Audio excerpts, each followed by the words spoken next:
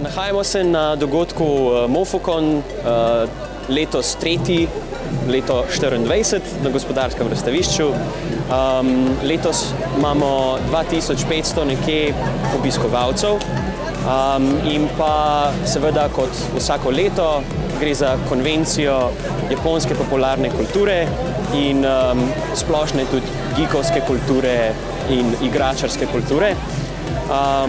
Na samem dogodku nudimo sejem, ki prodaja seveda stvari, ki so relevantne za ljudi iz tega področja kulture, se pravi različne figure, mange, karte, liškoti, recimo vse stvari, ki so povezane z animeji, mangami in pa igrami, predvsem iz Japonske.